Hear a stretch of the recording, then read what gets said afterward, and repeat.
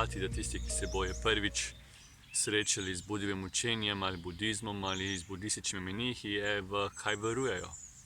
Ali verujejo v neko, ali moraš v kje verovati, ali moraš verovati v samsaro, v ponovna rojstva, moraš verjeti v bogove, ne, komu molimo, a so nebesa večna, so nebesa tam, kaj se bo zgodilo po smrti.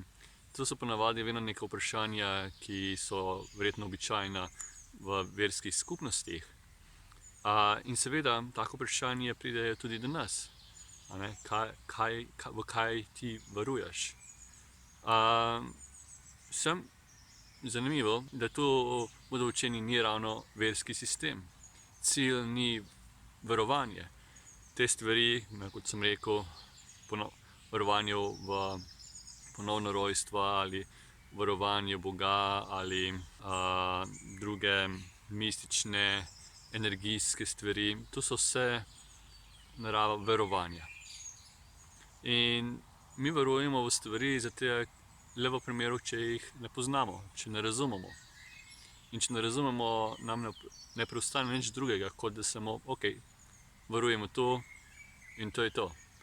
Samo pri Budovem učenju to ni dovolj, oziroma lahko je tudi nevarno, ker verovanje nekako zapremo vrata. V nekaj verujemo in mislimo, da je to, se počutimo mogoče zadovoljne, tako, navidezno zadovoljne. Navidezno zaradi tega, ker potem treba tole verovanje vedno popravljati, zagovarjati, dopolnjevati. Pri Budovem učenju je pa vedno bolj v smislu znanja, razumevanja. Torej ni dovolj in ni dobro samo verovati, ampak treba razviti znanje. In vera bo vedno bila prisotna. Vera ni samo religiozna, v kaj verujemo, v nekaj nadzemeljskega. Verovanje je tudi, katera izbira je prava, na primer ideološka izbira, politična izbira. Torej, to je tudi verovanje. Verovanje je tudi ateizem. Jaz ne verjamem v ničesar. To je tudi vera. Zato, ker ne vemo, kaj je res se dogaja po smrti, ali Bog obstaja in Bog ne obstaja. Ne vemo, to lahko samo verjamemo. Isto je tudi, na primer, če hoče nekdo se odločiti, da v ničesar ne verjame. No, tudi to je spet vera. Torej, ne moremo se izogniti vere, pač je prisotna.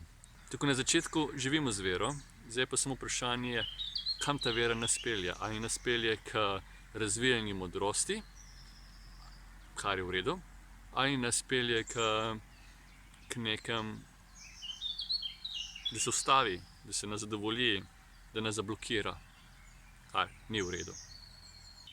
Seveda nekdo bo rekel, da ne verjame, da ve. Ampak to vedenje lahko je napačno zaradi nevednosti.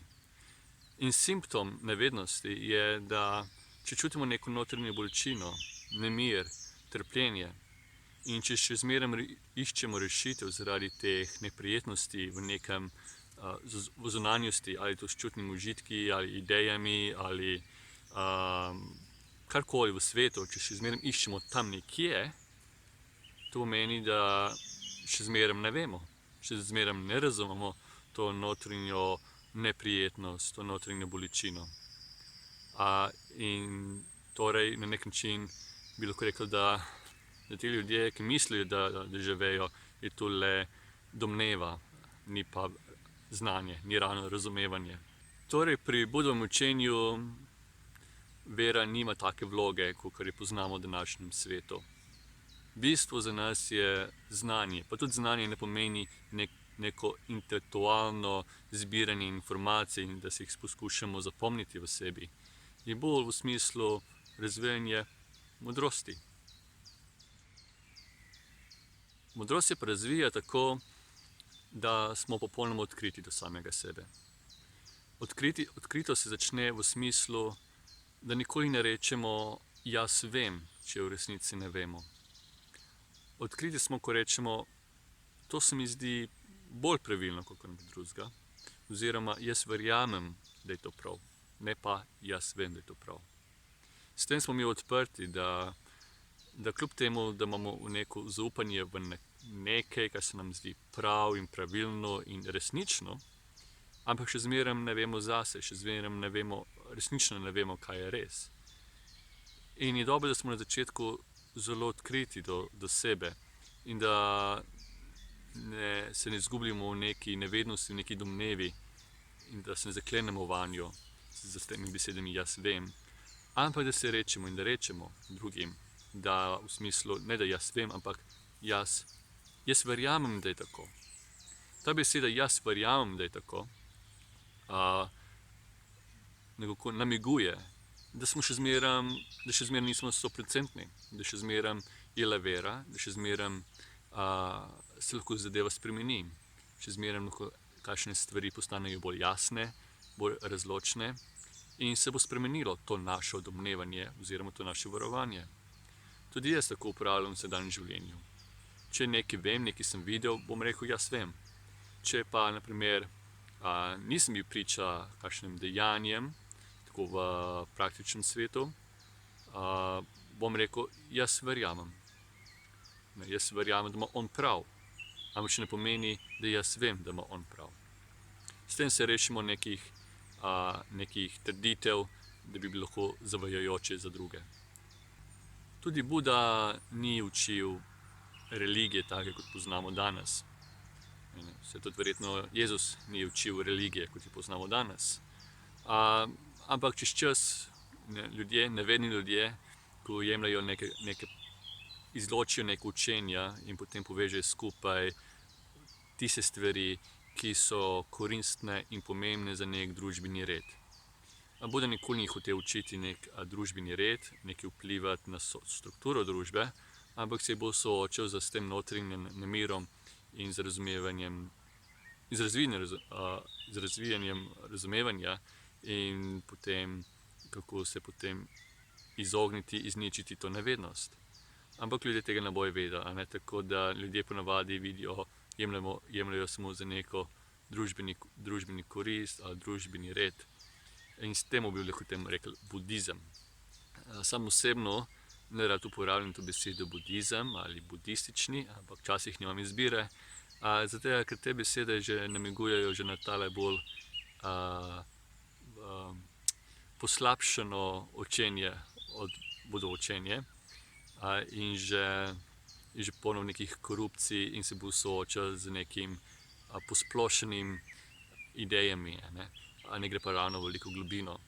V bistvu Budoučenje je res tale eksistenčni problem, ta individualni problem v človeku, ki ga je treba razumeti.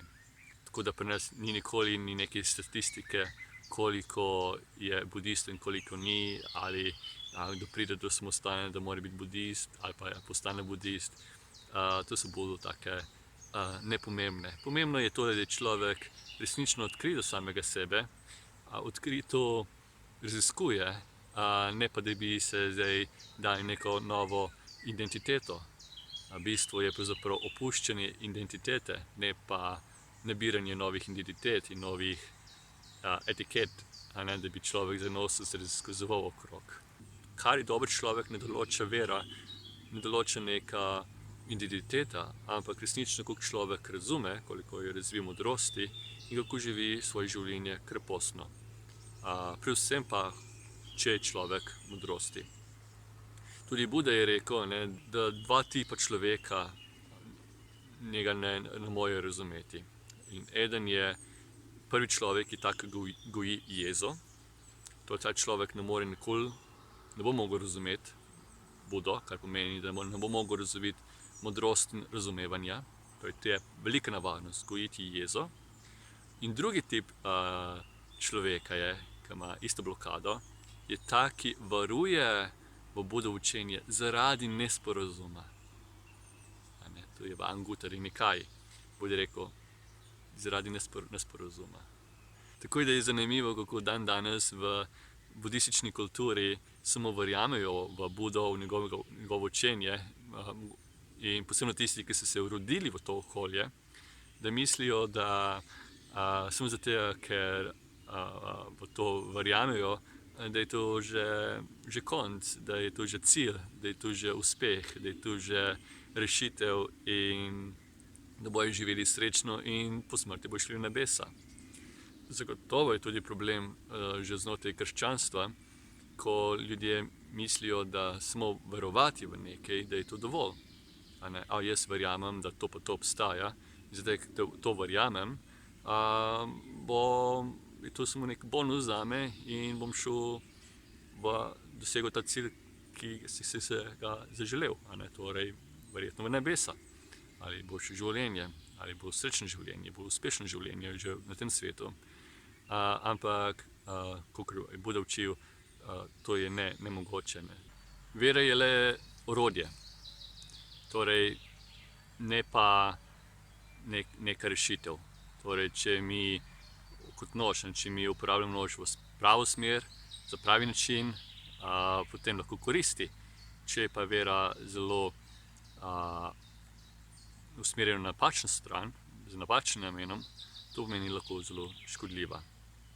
Vera je pravzaprav neka začetna pot.